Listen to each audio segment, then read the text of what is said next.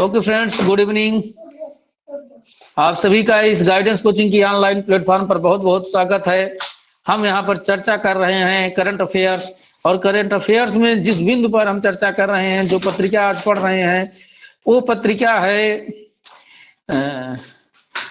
दिसंबर महीने की है। कब की है? दिसंबर महीने की।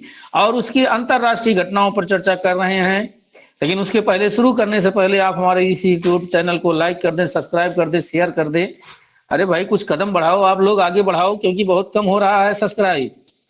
15 लोग हो और 20-20 लोगों की जिम्मेदारी ले लो, 15 दूना 30, 300 तो ऐसे बढ़ जाएगा।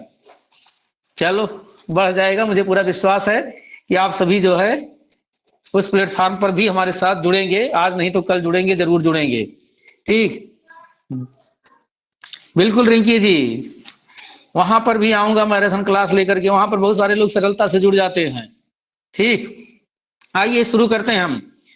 हमने बताया था चीन के निर्माणाधीन अंतरिक्ष स्टेशन पर 6 माह के प्रवास से 3 अंतरिक्ष यात्री पहुंचे। इस पर चर्चा हम लोग कर लिए थे कि किस देश के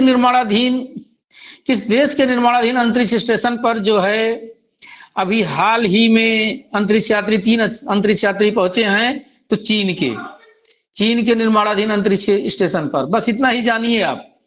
अगला है बृहस्पति के ट्रोजन एस्ट्रॉयड के अध्ययन हेतु नासा के लूसी स्पेसक्राफ्ट।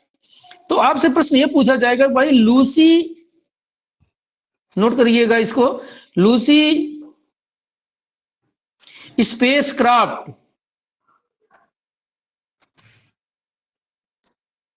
लूसी स्पेसक्राफ्ट जो है ये किस देश का जो है यान है?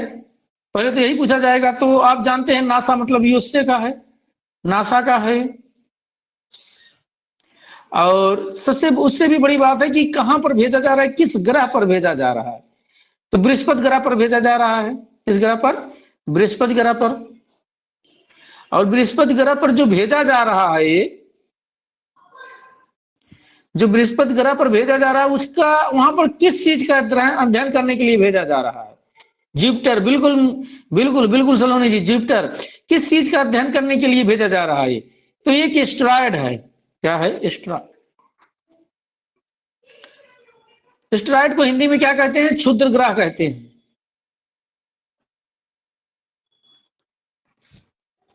क्या कहते हैं? क्षुद्र ग्रह कहते हैं एस्ट्रॉयड को। ठीक, हाँ, एस्ट्रॉयड को क्या बोलते हैं? क्षुद्र ग्रह बोलते हैं। हाँ, तो क्षुद्र ग्रह के अध्ययन के लिए भेजा जा रहा है।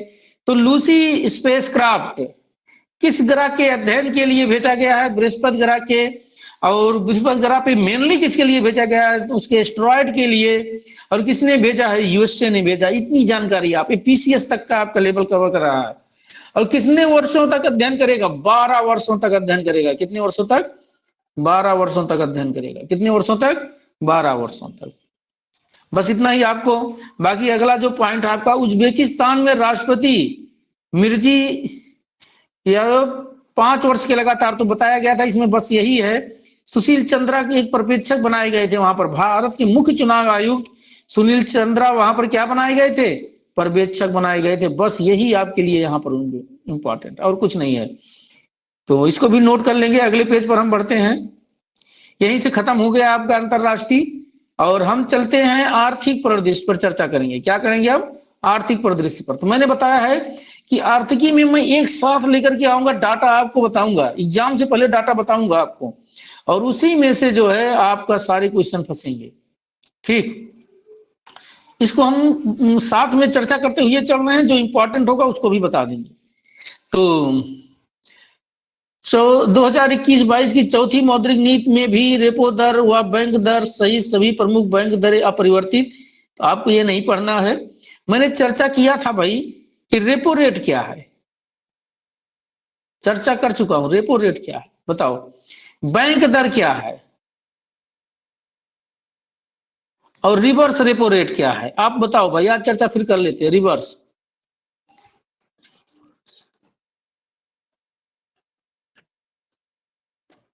तीन बिंदुओं पर चर्चा करेंगे आज। इसमें मैंने चर्चा कर चुका है। हाँ, चर्चा कर चुके हैं। रेपो रेट क्या है मैं बताऊं?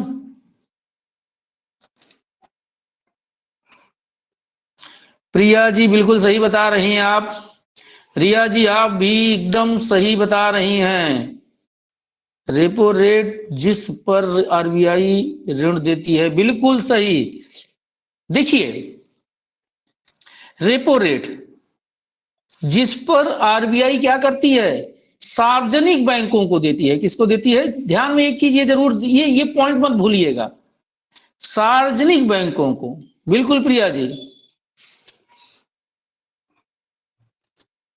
बिल्कुल बिल्कुल बिल्कुल प्रिया जी आप एकदम सही बता रही हैं। सार्वजनिक आप ना भूलिएगा। आरबीआई जो है, ये जो रिजर्व बैंक ऑफ इंडिया है, ये जब अल्पकालिक ऋण, जिस ब्याज दर पर अल्पकालिक ऋण किसको देती है? सार्वजनिक बैंकों को देती है। किसको देती है? सार्वजनिक बैंकों को देती है। तो उसे क्या कहते हैं? रेपो रेट कहते हैं। उसी से हमारा जो इंटरेस्ट निर्धारित होता है। कॉमर्शियल बैंक को नहीं देती है, बिल्कुल मत जाइएगा, गलत है। ना ना, कॉमर्शियल बैंक को नहीं, सार्वजनिक बैंक, व्यवसायिक बैंक। हाँ, व्यवसायिक बैंक भी कह सकते हैं, बिल्कुल बिल्कुल, कॉमर्शियल बैंक, व्यवसायिक बैंक भी कह सकते हैं, लेकिन प्राइवेट बैंकों को नहीं। उसके साथ साथ सार्वजनिक बैंक जरूर जोड़िए शब्द, क्योंकि सार्वजनिक बैंक से आपका प्रश्न आएगा जो आएगा। ठीक। रिवर्स रेपो रेट उल्टा इसी का, जिस ब्याज दर पर बैंकों की जो बचत जमा है आरबीआई अपने पास रखती है, जिस ब्याज दर पर बैंकों की जो जमा है आरबीआई अपने पास जो रखती है, उसी को क्या कहते हैं? रिवर्स रेपो रेट कहते हैं। बैंक दर पहले पहले क्या था कि, हाँ, पहले आपका ये रिवर्स और रेपो रेट नहीं था, तो बैंक दर ही होता था। तो बैंक दर का भी वही काम है जो रेपो रेट का है। हाँ, वो भी, उस पर भी अल्पकालिक दीर्घकालिक दोनों ऋण दिया जाता है। दीर्घकालिक ऋण समझ लीजिए एक प्रकार से है। ठीक। हाँ, तो यही आपका है इसमें। ठीक।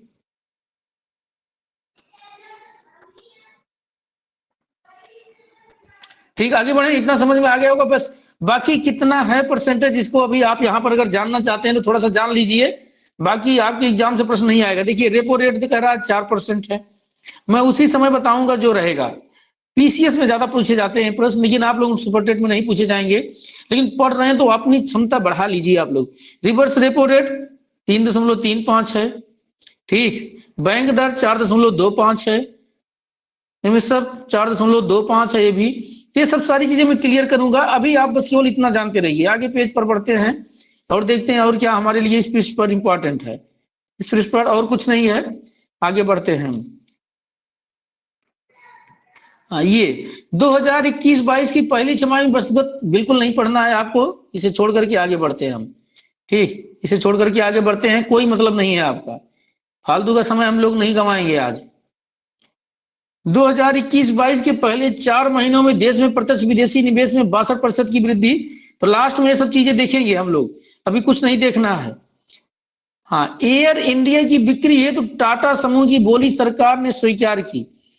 तो भाई यही पूछा जाएगा कि एयर इंडिया को, हाँ देखिए इसमें जो प्रश्न बनेगा, ये इंपॉर्टेंट प्रश्न है कि एयर इंडिया को किस कंपनी ने खरीदा है? तो टाटा समूह ने खरीदा है, बस इतना जान लीजिए, टाटा ने खरीदा एयर इंडिया को। घाटे में चल रही थी काफी दिन से एयर इंडिया।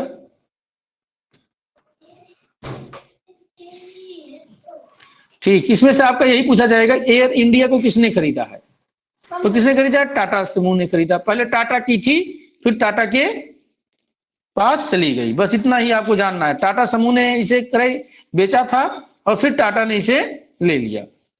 ठीक, निजीकरण कर दिया गया एयर इंडिया का, सरकारी कंपनी थी, बस इतना, इससे ज्यादा कुछ नहीं आने वाला है। आगे बढ़ते हैं हम।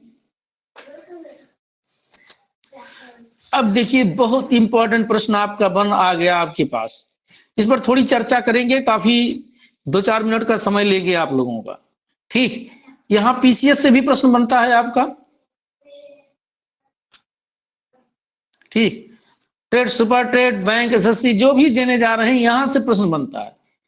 पावर फाइनेंस कॉर्पोरेशन को महारत्न का दर्जा दिया गया है, ये पॉइंट आपके लिए बहुत इंपॉर्टेंट है। पावर फाइनेंस कॉर्पोरेशन को क्या किया गया है? महारत्न का दर्जा दिया गया है। भारत में जो कंपनियां अच्छा परफॉर्मेंस करती हैं, सबसे अच्छा परफॉर्मेंस करती हैं, उसे महारत्न कहा जाता है। क्या कहा जाता है? महारत्न। जो कंपनी काफी अच्छा परफॉर्मेंस करती है, ठीक है, उसे क्या कहा जाता है? महारत्न कहा जाता है। और जो कंपनी जो है उससे थोड़ा कम परफॉर्मेंस आ जाता है करती है, उसे क्या कहा जाता है? उसे नवरत्न कहा जाता है, नवरत्न कंपनी। कुछ कंपनियों को आगे बढ़ावा देने के लिए महारत्न की श्रेणी में लाया गया। अभी हाल ही में अक्टूबर 2021 में जान लीजिए किसको दर्जा दिया गया? ये पावर फाइनेंस कॉर्पोरेशन को महारत्न कंपनी का दर्जा दिया गया है। देखिए मैं बहुत पीछे से शुरू किया हूं, मैं जुलाई की दर्पण से, जून की दर्पण से शुरू किया हूं। एनटीपीसी भी अभी सबको बता दूंगा रिंकी जी, सारी चीजें आप बहुत अच्छा बता रही हैं। कौन कौन सी कंपनी महारत्न में है, नीचे है आंकड़ा, मैं दे रहा हूं, उसी पर आ रहा हूं। देखिए ये आपकी स्क्रीन पर पहुंच गया है। मेरे में इससे ज्यादा जूम नहीं हो रहा है, आप लोगों में जूम होगा तो कर लीजिएगा, ठीक। भारतीय इस्पात प्राधिकरण, स्याल जिसे बोलते हैं, इसको दिया गया महारत्न का दर्जा। बहुत पूछा जाता है, पीसीएस में तो भरमार है इस प्रश्न की। भारतीय तेल निगम, इंडियन ऑयल कॉर्पोरेशन भी महारत्न की श्रेणी में है। कोल इंडिया लिमिटेड भी महारत्न की श्रेणी में है। गेल लिमिटेड भी महारत्न की श्रेणी में है। Power grid corporation of India, PGCIL भी है। सब मेरी परीक्षा में आए हुए हैं, मैं पीसीएस खुद देता हूं तो सब प्रश्न को मैंने अपने सामने फेस किया है, इन सारे प्रश्नों को, ठीक। Hindustan petroleum corporation limited, HPCL भी है, बीपीसीएल भी है, पावर, ठीक। एनटीपीसी आपका आ गया रिंकी जी, देखिए एनटीपीसी भी है, ओएनजीसी भी है, और अभी हाल ही में किसको किया गया? बीपीसीएल भी है, भेल भी है। तो आप यहां से गिन सकते हैं 1 2 3 4 5 6 7 8 9 10 11, इसको लेकर के कितना हो जाएंगी? 12। आप लोग काउंट कर लेना फिर से, हो सकता है गलत भी हो सकता है। 1 2 3 4 5 6 7 8 9 10 11, हाँ टोटल 12 हो गई। बिल्कुल रिंकी जी 12 है टोटल, कितनी है? 12 है। अब यहां पर एक मानदंड दिया गया है, आधार दिया जा रहा है कि भाई हम किस आधार पर कहते हैं कि फला कंपनी जो है वो महारत्न की श्रेणी में है। बिल्कुल रेणु जी 12 है, ठीक। किस कंपनी को कहेंगे कि ये महारत्न का दर्जा पा सकती है? ये पीसीएस उससे भी आगे का प्रश्न बन रहा है। लेकिन आप लोग मेरे साथ पढ़ रहे हैं तो इसको जरूर पढ़िए, चर्चा इस पर जरूर कर दें, आप लोगों के ध्यान में रहेगा तो आप लोग महारत्न में गलती नहीं करेंगे। आप अपने दिमाग में लास्ट की 3 कंपनियों को तो जरूर बैठा के रहिएगा कि कौन महारत्न है और कौन नवरत्न है। महारत्न में कौन है तो अपने आप नवरत्न नहीं रहेगी, ठीक। संबंधित कंपनी को नवरत्न का दर्जा प्राप्त होना चाहिए। जिस भी कंपनी को महारत्न का दर्जा मिलेगा उससे पहले क्या जरूरी है? उसे नवरत्न का भी दर्जा होना चाहिए। क्या होना चाहिए? उसे नवरत्न का दर्जा, ठीक, उसे नवरत्न का दर्जा होना चाहिए। जो भी कंपनी महारत्न की श्रेणी में आ रही है उससे पहले उसे जो है किस कंपनी की श्रेणी में रहना चाहिए? उससे पहले उसे जो है वो नवरत्न कंपनी की श्रेणी में रहनी चाहिए। सेबी हम बताएंगे सेबी क्या है। हाँ सेबी जब हम संगठनों पर चर्चा करेंगे तो सेबी पर चर्चा करेंगे, बहुत महत्वपूर्ण संस्था है। सेबी के वांछित दिशा निर्देशों के अनुरूप इसे भारतीय स्टॉक एक्सचेंज में पंजीकृत भी होना चाहिए। तो कंपनी भारत की स्टॉक एक्सचेंज में पंजीकृत भी हो। उसके बाद क्या? उसका औसत सालाना टर्नओवर 3 वर्षों तक लगातार, ठीक है, 3 वर्षों तक लगातार औसत सालाना टर्नओवर कितना होना चाहिए? 21, 22, सैकड़ा, हजार, 10,000, 25,000 करोड़ से अधिक होना चाहिए। सोचिए, इससे ज्यादा 25,000 करोड़ से अधिक होना चाहिए। विगत 3 वर्षों में कंपनी की औसत नेटवर्थ कितना होना चाहिए? 15,000 करोड़ से अधिक होनी चाहिए। ये सब जो ये पॉइंट है ये पूरा पीसीएस और आईएएस का पॉइंट है, वहां पर प्रश्न बनते हैं यहाँ से। क्योंकि चर्चा कर रहे हैं तो अगर हम चर्चा कर रहे हैं, थोड़ी चर्चा कर लेंगे तो अच्छी बात है, आप लोग भी जान जाओगे, आपका दिमाग एकदम ओपन हो जाएगा, कभी कोई गलती नहीं करोगे आप लोग। तो विगत 3 वर्षों में कंपनी की औसत नेटवर्थ कितना होना चाहिए? 15,000 करोड़ से अधिक होनी चाहिए। विगत लगातार 3 वर्षों तक कंपनी क्या होनी चाहिए? शुद्ध लाभ कमाई हो, प्रॉफिट में होनी चाहिए। 5,000 करोड़ से अधिक की प्रॉफिट कमाई हो कंपनी, ठीक। ऐसी कंपनी को क्या कहते हैं? महारत्न कंपनी कहते हैं। ऐसे कंपनी को क्या कहते हैं? महारत्न कंपनी की श्रेणी में लाते हैं। स्वदेशी व अंतरराष्ट्रीय बाजार में कंपनी की समुचित पहुंच होनी चाहिए। किसमें होनी चाहिए? स्वदेशी व अंतरराष्ट्रीय बाजार में कंपनी की समुचित पहुंच होनी चाहिए। तो ये इतने मानदंड हैं जिनको अपनाना जरूरी रहता है किस कंपनी के रूप में पंडित होने के, महारत्न की कंपनी की श्रेणी में आने के लिए। बाकी यहाँ पर आपका देखिए दिया हुआ है 13 कंपनी है जो नवरत्न की श्रेणी में है। 13 कंपनियां हैं जिन्हें नवरत्न कहा जा रहा है, बस उन पर चर्चा थोड़ा सा कर ले रहे हैं। ग्रामीण विद्युत निगम लिमिटेड है, नेशनल एल्युमिनियम कंपनी नालको है, महानगर टेलीफोन निगम लिमिटेड एमएनटीएल है, एमएनटीएल नहीं एमटीएनएल है, सॉरी एमटीएनएल है, भारतीय नौवहन निगम है। इस तरह से ये 13 कंपनियां हैं जिन्हें आप जानते रहिएगा। हालांकि लास्ट वाली कंपनी जो तुरंत नवरत्न या महारत्न का दर्जा पाती है वही आपके लिए इंपॉर्टेंट होती है। तो यहाँ पर आपके लिए इंपॉर्टेंट बस यही कंपनी है, पावर फाइनेंस कारपोरेशन। कौन सी कंपनी है? पावर फाइनेंस कारपोरेशन कंपनी है, आपके लिए इंपॉर्टेंट है। ठीक, तो आप इसे जो है महारत्न की श्रेणी में जानते रहिए। ठीक, आगे बढ़े। अब ये काफी इंपॉर्टेंट था जिस पर मैंने चर्चा किया, काफी कुछ चर्चा किया, आप लोग समझ में आ गया होगा। समझ में आ गया? आगे बढ़ते हैं। एशियाई विकास बैंक ने भारत में कोई मतलब नहीं है। एशियाई विकास, बिल्कुल रिंकी जी, रिया जी, समझ में आना चाहिए। बहुत समय दे रहे हो आप लोग, 1 घंटे हमें मेरे साथ जुड़े रहते हो, ये भी आपके लिए उतना इंपॉर्टेंट है। विश्व बैंक का ताजा अनुमान, ये भी इंपॉर्टेंट नहीं। आगे बढ़ते हैं, एकदम इंपॉर्टेंट चीजों पर फोकस करेंगे। ये सब, ये बहुत इंपॉर्टेंट प्रश्न आपकी स्क्रीन पर पहुंच रहा है, काफी इंपॉर्टेंट है, फंस सकता है प्रश्न। बस यही हेडिंग लर्न कर लीजिए बस।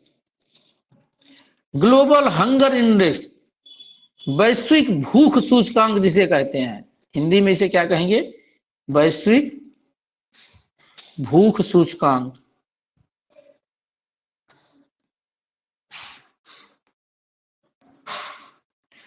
वैश्विक भूख सूचकांक में भारत का स्थान कितना है?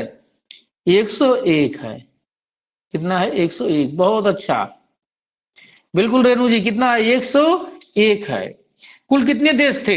116 देश। सोचो भारत कहाँ है? 100। अभी भी भारत में क्या है? बहुत गरीबी है, बहुत भूखमरी है। अभी भारत को डेवलप करने में बहुत समय लग सकता है, इसलिए कितनी गरीबी है सोच लीजिए भारत में। मध्य प्रदेश को तो इसके पहले मैं तैयारी कर रहा था। बढ़ते हैं हम लोग,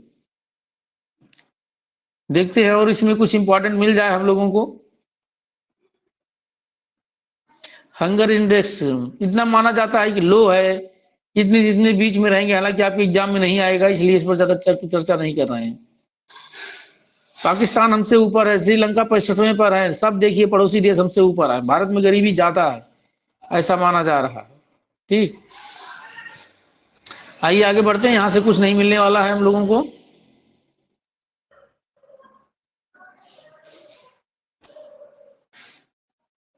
ठीक, बस इतना ही जानिए, भारत को जानते रहिए, बाकी तो और नहीं आएंगे हमको लगता है। वैश्विक भूख सूचकांक में कुछ देशों की तो आंकड़ी थी नहीं कही गई, वो आपकी इंपॉर्टेंट नहीं है। आइए इस पर पहुंचते हैं। प्रधानमंत्री की आर्थिक सलाहकार परिषद का पुनर्गठन, तो इस पद पर किसे नियुक्त किया गया है यही जान लीजिए बस। विवेक देव राय को नियुक्त किया गया है। किसको? अध्यक्ष के पद पर किसे? नीति आयोग के सदस्य थे ये, विवेक देव राय, इनको नियुक्त किया गया है। नीति आयोग का फुल फॉर्म तो आप लोगों को पता होगा, बताओ भाई जल्दी बताओ। नीति आयोग का full form NITI, NITI Aayog. हाँ, नीति आयोग का फुल फॉर्म क्या है? फार है कि आफ है, दोनों आप लोग क्लियर किए रहिएगा। ठीक, हाँ, फार है कि आफ है। चलिए आगे बढ़ते हैं। टेस्ट में भी ले चुके हैं, अब हम चर्चा नहीं करेंगे इस पर ज्यादा। हाँ, देखते हैं, देखिए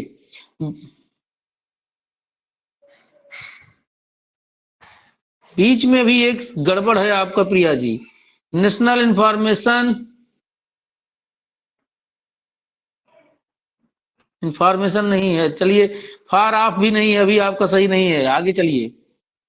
भारत अमेरिका आर्थिक एवं वित्तीय साझेदारी में 8वीं कोई मतलब नहीं है, आपकी एग्जाम में प्रश्न नहीं आएगा। आगे बढ़ते हैं।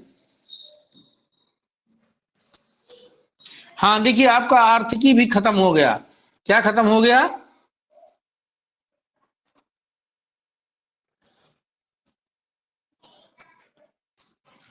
क्यों प्रिया, क्यों रिचा जी स्क्रीन हट जा रही है? कुछ मेरी समझ में नहीं आ रहा है।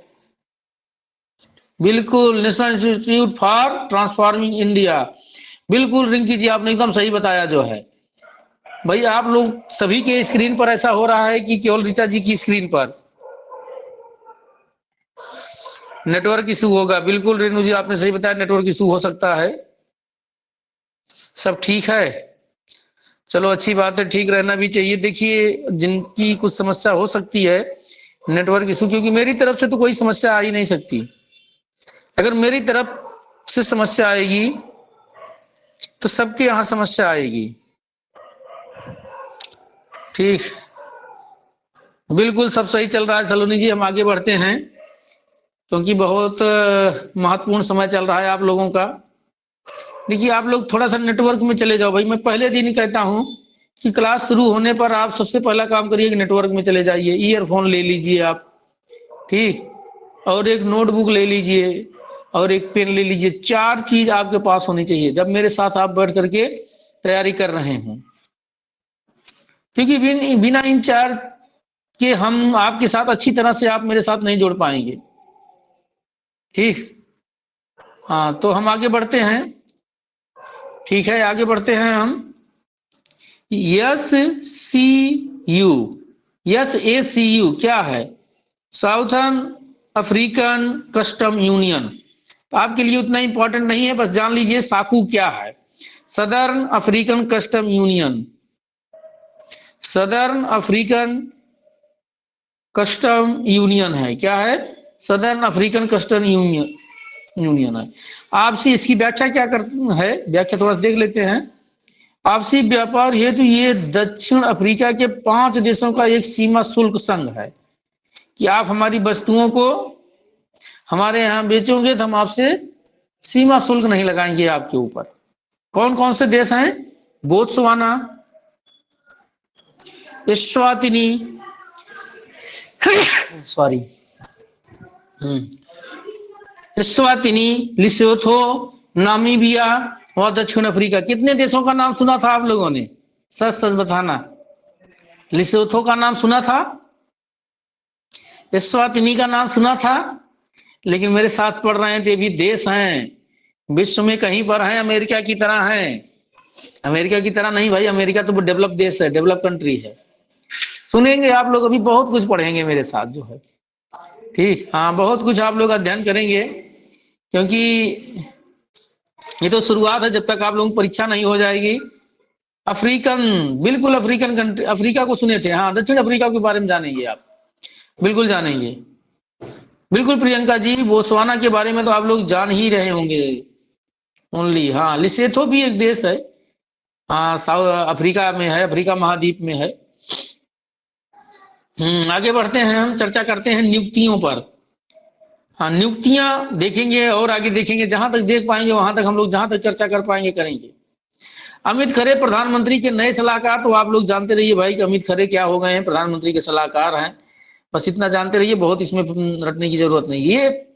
ये चेहरा जो आपके स्क्रीन पर है ये बहुत इंपॉर्टेंट है, और देखते हैं कौन है ये।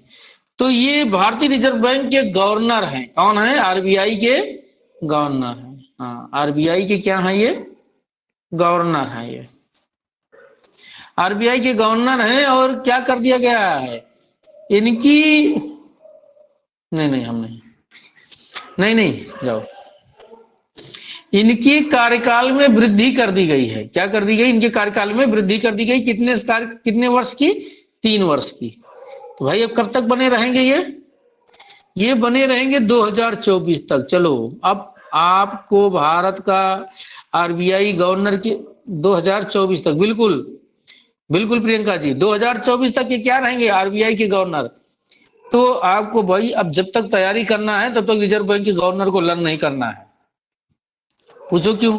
क्योंकि आगे वैकेंसी आ रही है और आप सभी लोग सिलेक्शन पाने वाले हो जहां जिसको जाना है, तो आपको लर्न नहीं करना है। ठीक है, आरबीआई का गवर्नर फाइनल कर दिया आप लोगों ने, जब तक पढ़ना है।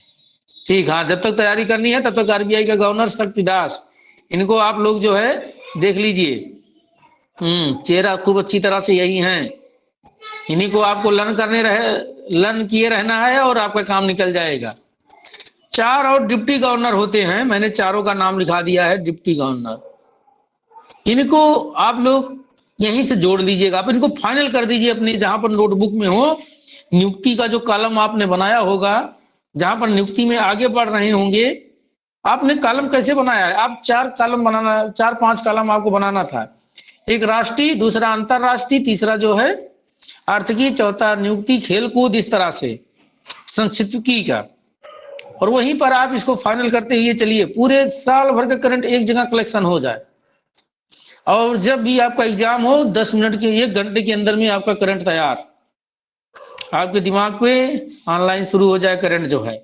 ऑफलाइन का मामला ही न रहे, आप आंख बंद करो, आपके यहाँ करंट आता रहे। ठीक, अगला है एयर मार्शल संदीप सिंह वायुसेना के नए प्रमुख। तो बताइए, ये उप प्रमुख हैं संदीप सिंह, तो प्रमुख कौन है वायुसेना का?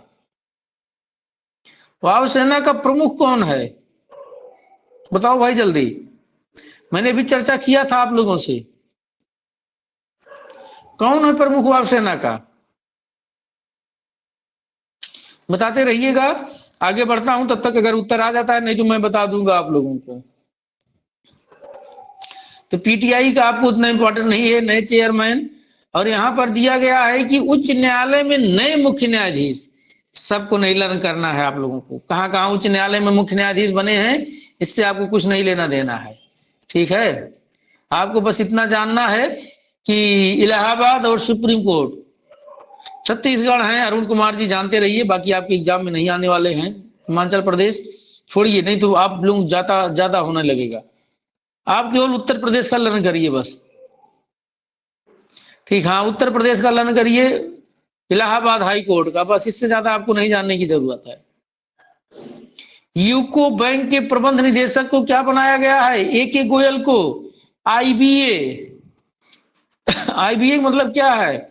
इंडियन बैंक एसोसिएशन, भारतीय बैंक संघ। क्या? भारतीय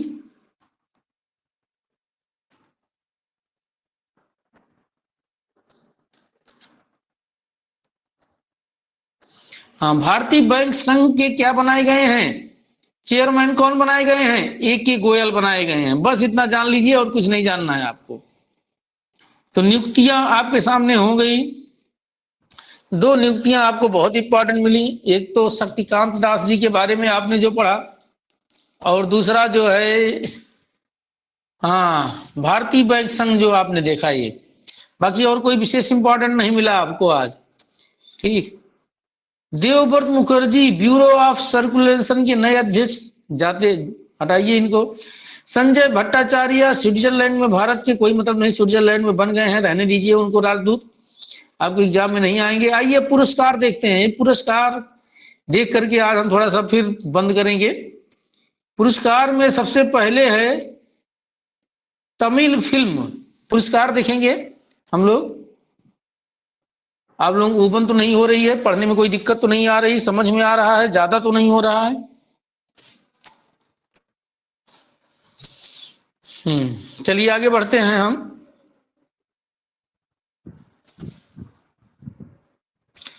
चलिए रिंकी जी, प्रिया जी, फिर आगे बढ़ते हैं। पुरस्कार पढ़िए, आज पुरस्कार पर चर्चा कर ही लेते हैं। दिसंबर की दर्पण अगले मंडे ट्यूसडे तक खत्म हो जाएगी।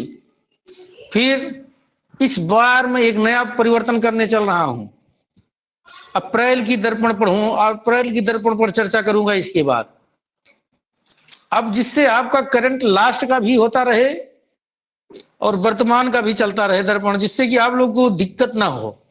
अब की बार एक परिवर्तन करूंगा कि अगले डे में इसको खत्म करने के बाद दिसंबर की, अप्रैल की, तो आपको एक टेंशन नहीं रहेगी, उधर बाद में रिवीजन फिर करा दूंगा, कोई दिक्कत नहीं है। जब देश का कम ज्यादा पढ़ने लगेगा तो इसको फिर रिवीजन में करा दूंगा, ठीक है। वैकेंसी आ गई, डेट आ गई, एग्जाम पहले आ गया, अगर आप वहां तक नहीं पहुंच पाए तो बहुत दिक्कत होगी, इसलिए मैं इसमें ये परिवर्तन करने चल रहा हूँ। वैसे तो जनवरी, फरवरी, मार्च 3 की बची है, तो अप्रैल में तो वैसे हम अप्रैल में कवर ही कर लेंगे। अप्रैल में हम अप्रैल की दर्पण पर पहुंच जाएंगे, अप्रैल लास्ट तक पहुंच जाएंगे, और मई की दर्पण को मई में ही पढ़ेंगे, ये पूरा विश्वास है हम लोगों का। मई की दर्पण को चाहे आप क्रम पढ़ा दीजिए, बिल्कुल पढ़ा देंगे, ठीक। हाँ बिल्कुल, अब की बार यही सोच रहे हैं, और अप्रैल की दर्पण को अप्रैल में ही चर्चा कर लेंगे, मई की दर्पण को मई में ही चर्चा कर लेंगे हम। तमिल फिल्म कूंजगल क्या है, देखिए इसको ध्यान कीजिएगा, यहाँ पर है ये कूंजगल 94 ऑस्कर पुरस्कारों हेतु भारत की आधिकारिक पृष्ठ। तो कौन सा ऑस्कर पुरस्कार आ रहा है? 94वां ऑस्कर पुरस्कार आ रहा है। और भारत की ओर से कौन सी फिल्म नामित की गई है? कूंजगल। तो ये बहुत इंपॉर्टेंट है, आप इसको लर्न कर लीजिएगा। भारत की ओर से कौन नामित की गई? तमिल फिल्म है कूंजगल, ठीक। 94 ऑस्कर पुरस्कार के लिए। अभी जब हम अगली दर्पण में पहुंचेंगे तो ऑस्कर पुरस्कार मिल चुका होगा। पिछले में हमने आपको एक पुरस्कार के बारे में चर्चा किया था, पिछली दर्पण में अक्टूबर नवंबर की दर्पण में चर्चा किया था। कौन सा पुरस्कार था जो चर्चा में आया था? मैंने कहा था जब आगे आएगा तो बताऊंगा। बुकर पुरस्कार था। कौन सा? अब इस महीने की दर्पण में आपको देखिए बुकर पुरस्कार मिल जाएगा, और एक बुक आपके लिए, एक बुक जो आपकी एग्जाम में 90% संभावना रहेगी आने की, वो बुक आपको मिल जाएगी यहां से। 90 क्या 99% संभावना रहेगी वो बुक, तो आज अभी आगे मिल जाएगी आपको, ठीक। तो भारत की तरफ से जो 94 ऑस्कर पुरस्कार के लिए नामित फिल्म है वो तमिल फिल्म कूंजगल है। लर्न रहेगा, बिल्कुल लर्न रहना चाहिए आप सभी को। हाँ बिल्कुल लर्न रहना चाहिए, ठीक। आगे बढ़ते हैं, हम देखते हैं कि और क्या इंपॉर्टेंट है इसमें पुरस्कार में। अंतरराष्ट्रीय हॉकी महासंघ के स्टार पुरस्कार तो बहुत इंपॉर्टेंट है, ये भी अंतरराष्ट्रीय पुरस्कार है हॉकी। और मैंने कहा जब किसी भारतीय को मिल जाता है तो वो कई गुना ज्यादा इंपॉर्टेंट हो जाता है। तो अंतरराष्ट्रीय हॉकी महासंघ के स्टार पुरस्कार में जो सर्वश्रेष्ठ खिलाड़ी है, पुरुषों में जो सर्वश्रेष्ठ खिलाड़ी है वो भारतीय हरमनप्रीत सिंह को दिया गया, ठीक। यही सर्वश्रेष्ठ खिलाड़ी का और सर्वश्रेष्ठ महिला खिलाड़ी का हरमनप्रीत सिंह को दिया गया है। और महिलाओं में किसको दिया गया है? गुरजीत कौर को दिया गया है। किसको दिया गया है? गुरजीत कौर को। तो अंतरराष्ट्रीय हॉकी महासंघ का है, इसलिए बहुत इंपॉर्टेंट है। अब देखिए यहाँ पर आपकी स्क्रीन पर दोनों खिलाड़ी आ गए हैं, ये हरमनप्रीत सिंह है। अंतरराष्ट्रीय हॉकी महासंघ के स्टार पुरस्कार 2021 में सर्वश्रेष्ठ पुरुष का किसका मिला है? पुरुष खिलाड़ी का पुरस्कार हरमनप्रीत सिंह को मिला है। और गुरजीत कौर को क्या मिला? सर्वश्रेष्ठ महिला खिलाड़ी का पुरस्कार दिया गया है। क्या दिया गया है? सर्वश्रेष्ठ महिला खिलाड़ी का पुरस्कार दिया गया है। ये आपके लिए बहुत इंपॉर्टेंट है, बहुत क्या मतलब इंपॉर्टेंट है कुल मिलाकर के, ठीक। इसको आप लोग ध्यान में रखिएगा। यूरोपीय संसद का सखारोव पुरस्कार, देखिए ये यूरोपीय संसद एक यूरोपीय यूनियन है जिसे यूयू कहते हैं, जिसमें बहुत सारे यूरोप के देश सम्मिलित हैं, आपस में निःशुल्क व्यापार करते हैं, सीमा शुल्क, आपस में ट्रेन चलती है, आपस में जो है एक ही रुपया चलाते हैं। तो कई तमाम चीजें हैं जो यूरोप के देश लाए हुए हैं, ठीक, यूरोपीय यूनियन में। और उसका सखारोव पुरस्कार है। सखारोव पुरस्कार किसके दिया गया है इस बार? तो रूस के एक जेल में बंद नेता हैं, विपक्ष के नेता हैं एलेक्सी नवाल्नी। अब भाई उनके पुरस्कार जो विपक्ष के हैं, पुतिन के खिलाफ हैं, उनको आप पुरस्कार दे रहे हो तो पुतिन मिसाइल तो दागेंगे ही यूरोप में। अब तो बंद कर दें तो बहुत बड़ी कृपा है, ठीक। हाँ ये पुरस्कार उनको दिया गया था, बस इतना जानते रहिए। ये चीज आ गया जिस पर मुझे आज खास करके चर्चा करनी है। चर्चा क्या, बस एक लाइन का ही है और आप लोगों को जो है स्क्रीन पर पहुंच गया है। देखिए दक्षिण अफ्रीकी उपन्यासकार डेमन गलगुट को मिला वर्ष 2021 का बुकर पुरस्कार। तो नोट करिए, बुकर पुरस्कार 2021 किसे प्रदान किया गया है? नोट करिए, ये आपके एग्जाम में आ भी सकता है ये प्रश्न। बुकर पुरस्कार 2021 किसे प्रदान किया गया है? तो डैमन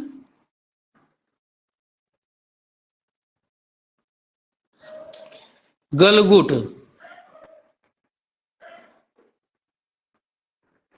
डैमन गलगुट को दिया गया। किसको दिया गया? डैमन गलगुट को। कहाँ के हैं डैमन गलगुट?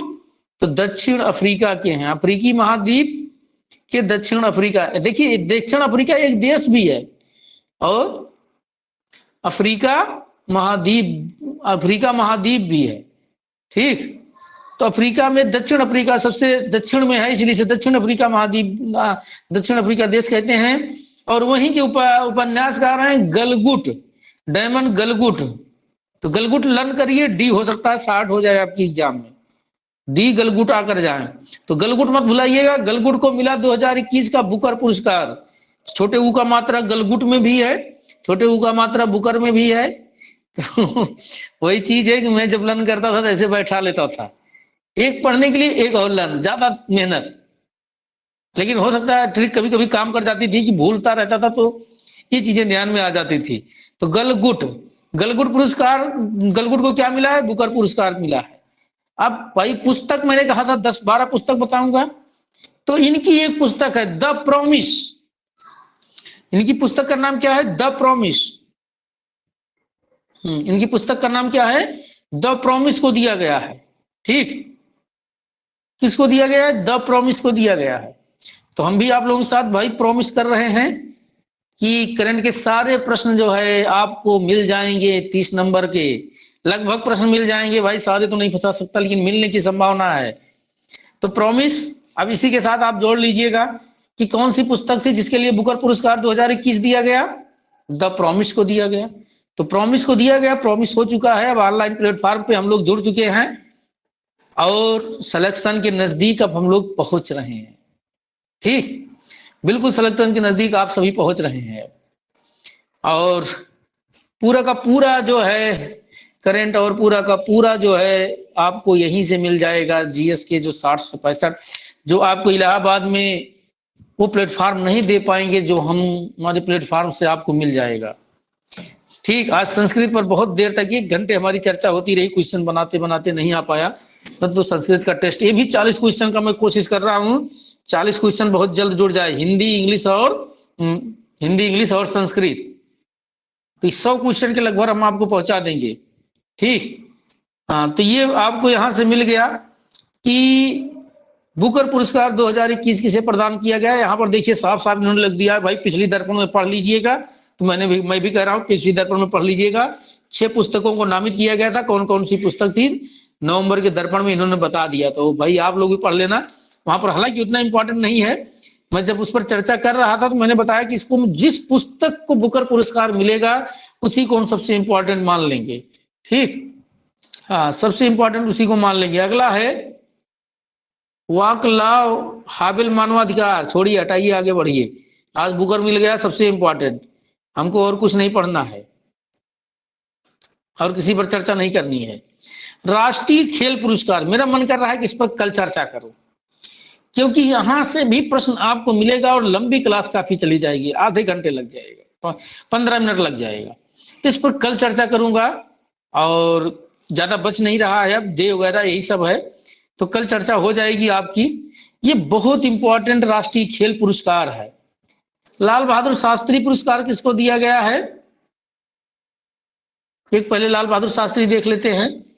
यहां पर है 22वां लाल बहादुर शास्त्री पुरस्कार है।